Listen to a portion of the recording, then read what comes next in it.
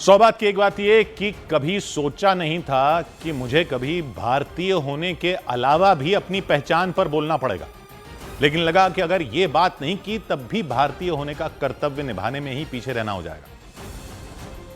सबकी बात है भारत की बात, इसलिए हमारी बात भी भारत की बात है। जन और गण के मन में पंजाब, सिंध, गुजरात, मराठा, द्राविड़, उत्कल, बंग सब है। विंध्य भी है, हिमाचल भी है, यमुना भी है और गंगा भी है। तो देश में कई जगह जो प्रदर्शन हो रहे हैं छत्तीसगढ़ की जोहार छत्तीसगढ़ पार्टी नाम के राजनीतिक दल के नेता अमित बघेल के खिलाफ, वो क्यों हो रहे हैं वो समझने की जरूरत है। अमित बघेल छत्तीसगढ़ के एक पॉलिटिशियन है। छत्तीसगढ़ में छत्तीसगढ़ महतारी को छत्तीसगढ़िया लोगों की देवी माना जाता है। जैसे भारत की भारत माता है, वैसे छत्तीसगढ़ में छत्तीसगढ़ महतारी है।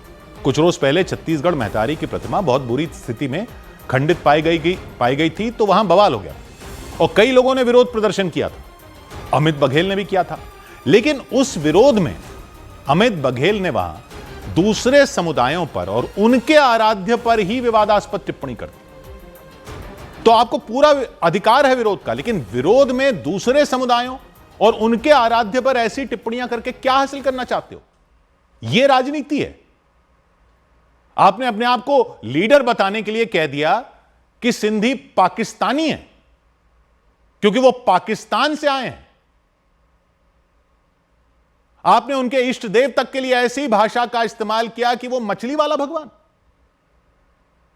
मैं यहां पहली बार उस समुदाय की बात सिर्फ इसलिए नहीं कर रहा क्योंकि मैं भी उसी समुदाय से आता हूं। मैं ये बात इसलिए कर रहा हूं क्योंकि इस समुदाय ने पूरे समाज की धारा में अपने आप को मिलाने के उद्देश्य से कभी अपनी बात नहीं की और बहुत गर्व है इस बात पर हमें। आपने अपनी राजनीति चमकाने की कोशिश में कहा या जानकारी के अभाव में कहा या आप जाने, लेकिन मैं क्षमा चाहूंगा, यह जानकारी दुरुस्त कर लेना बहुत जरूरी है सबके लिए। सिंधी पाकिस्तान से भारत में नहीं आए।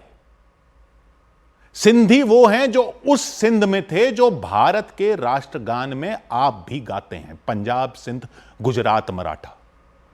वो सिंध पाकिस्तान में नहीं था क्योंकि पाकिस्तान ही नहीं था।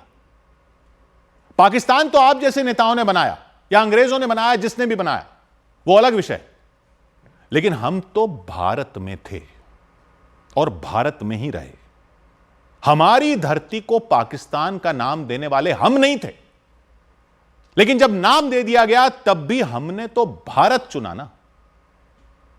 हमारे भारत को चुनने के बाद बनाया गया वो पाकिस्तान। हम पाकिस्तान से नहीं आए थे। यह सिर्फ कहने की बात नहीं है, कानून तो जान लीजिए। आप नेता हैं, जानते हैं भारत का नागरिकता कानून क्या कहता है? Those born in undivided India, undivided India, अविभाजित भारत में जिन्होंने जन्म लिया वो भारतीय होते हैं। नेता कहते हो आप अपने आप को, बेसिक जानकारी तो रख लीजिए। सिंधी हिंदू 1947 में पाकिस्तान से नहीं आए थे, अखंड भारत से आए थे। पाकिस्तान तो था ही नहीं, पाकिस्तान तो बाद में बना। आप अपनी धरती की बात करते हो, धरती पुत्र कहते हो ना खुद को। आपने कभी सोचा कि बंगाल की धरती का विभाजन कर दिया, एक बंगाल इधर कर दिया, एक बंगाल उधर कर दिया, पंजाब की धरती का विभाजन कर दिया, एक पंजाब इधर कर दिया, एक पंजाब उधर कर दिया। आपने उनका सोचा जिनका पूरा फ्रंटियर आपने उधर दे दिया, जिनका पूरा बलूचिस्तान आपने उधर कर दिया, जिनका पूरा सिंध उधर कर दिया गया, उनकी पूरी धरती उधर कर दी। तो उन्होंने क्या चुना? उसके बाद भी उन्होंने क्या चुना? उन्होंने अपने मकान चुने, उन्होंने अपने खेत चुने, उन्होंने क्या अपने कारोबार चुने, उन्होंने क्या अपनी संपत्तियां चुनी? नहीं, उन्होंने अपना धर्म चुना, उन्होंने अपना भारत चुना। पंजाब वालों को यहां पंजाब तो मिला, बंगाल वालों को यहां बंगाल तो मिला, फ्रंटियर वालों ने, बलूचिस्तान वालों ने, सिंधियों ने आपसे अपना सिंध तो नहीं मांगा। आपने अपने हरियाणाओं की, अपने उत्तराखंडों की, अपने महाराष्ट्रों की, अपने छत्तीसगढ़ों की मांगें की। सिंधियों ने तो मांग कभी नहीं की। सिर्फ तन पर जो कपड़े थे वो लेकर अपना सब कुछ अपने धर्म के लिए, अपने देश के लिए छोड़ दिया। कभी कोई आवाज सुनी कि कोई दर्जा मांगा हो? कितने सारे समुदायों को आरक्षण मिलते देखा। एक खाली हाथ कौम ने आपसे आरक्षण मांगा कभी? आप कह रहे हो वो पाकिस्तानी है? वो अखंड भारत के झंडा बरदार हैं साहब। आपकी नेतागिरी उनको गाली देने से चमकती हो तो चमका लो, लेकिन जानकारी कृपया दुरुस्त कर लीजिए। इन त्योहारों पर जब हर समुदाय के लोग अपने अपने घर लौटते हैं ना, जब छठ पर स्पेशल ट्रेनें चलती हैं लोगों को बिहार ले जाने के लिए, जब दुर्गा पूजा पर सब बंगाल लौटकर जाने की कोशिश करते हैं, जब होली पर लोग अपने बच्चों को अपने गांवों में मनाने के लिए ले जाते हैं, तो आपने कभी सोचा एक कौम है इस देश में जिनके गांव, जिनके पैतृक स्थान आज एक दुश्मन देश है? उन्होंने कभी आपको अपनी पीड़ा सुनाई? और आपने उनके इष्ट देव झूलेलाल को कह दिया कि वो मछली वाला भगवान। हां, मछली वाले भगवान है। आपको पता नहीं तो बता देते हैं, वरुण देवता के अवतार माने जाते हैं झूलेलाल, और उनका वाहन है मछली। जैसे देवी दुर्गा का वाहन है शेर, गणपति का वाहन है मूषक, भगवान झूलेलाल का वाहन है मछली। और भगवान सिर्फ एक समुदाय के नहीं होते। आपको जानकारी नहीं तो मान्यता क्या है वो भी सुन लीजिए। कहते हैं सदियों पहले सिंध में एक क्रूर मुस्लिम शासक था, मीरक शाह। उसने सभी हिंदुओं को कहा कि इस्लाम अपना लो, नहीं तो जान दे दो।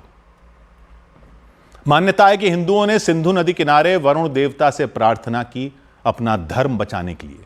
सबने व्रत रखा कि अगर धर्म के लिए जान ही जानी है तो वरुण भगवान के स्मरण में व्रत रखते हुए ही जाए।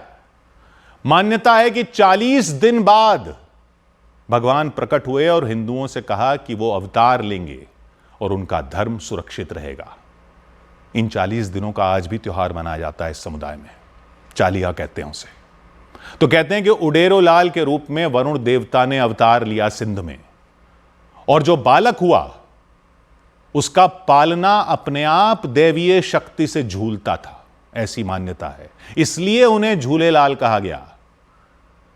और झूलेलाल ने न सिर्फ मीरक शाह के जुल्म को खत्म करवाया, बल्कि मीरक शाह ही उनका भक्त बन गया और सभी हिंदुओं को अपने धर्म का पालन करने का अवसर मिला। हां, मछली उनका वाहन है। वो जानते कौन सी मछली है? वो मछली है पल्ला मछली, सिंधु नदी में होती है। वो मछली नदी का मुकाबला करते हुए बहती है।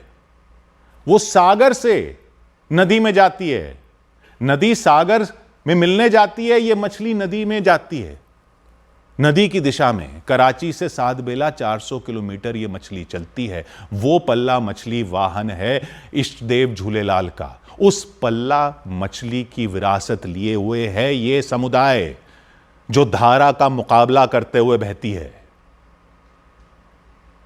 पता ना हो आपको तो बता दूं कि सिंधु से ही इस धर्म का नाम हिंदू पड़ा है, इंडस से ही इस देश का नाम इंडिया पड़ा है।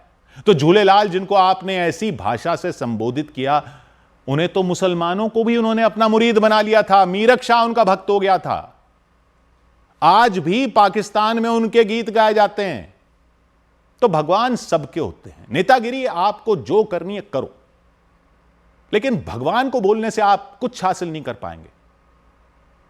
और आप तो अपनी नेतागिरी में कहते हो जात पात की करो विदाई, छत्तीसगढ़िया भाई भाई। यह आपकी पार्टी का स्लोगन है, जात पात की करो विदाई, छत्तीसगढ़िया भाई भाई। तो आप जिस समुदाय को गाली दे रहे हो ना, जान लो वो पहला समुदाय है जिसने जात पात को कब की विदाई दे दी थी। किसी सिंधी के नाम से जाति पता चलती है आपको? उसकी पता चलता है कौन ब्राह्मण है, कौन क्षत्रिय है, कौन वैश्य है, कौन शूद्र है? पता है क्यों होते हैं ये सारे सरनेम आणी आणी आणी वाले? क्योंकि ये समुदाय अपनी जाति नहीं रखता नाम में, अपने सरनेम में जाति नहीं रखता, अपने बड़ों का नाम रखता है, अपने पूर्वजों का नाम रखता है। जाति का तो अब समुदाय को पता भी नहीं कि वो क्या चीज होती है। तो हम तो विदाई कर चुके जात पात की, आप अभी तक नारे ही लगा रहे हैं। ये सरनेम सिर्फ ये बताते हैं कि हमारे पूर्वज कौन थे। रामचंद्र के वंशज रामचंदानी कहलाते हैं, मूलचंद के वंशज मूलचंदानी कहलाते हैं, भावन दास के वंशज भावनानी कहलाते हैं, आडोमल के वंशज आडवाणी कहलाते हैं, अज्जूमल के वंशज अजवाणी कहलाते हैं। किशोर अजवाणी मेरा नाम है, सिंधी हिंदू फ्रॉम इंडिया। 100 बात की एक बात।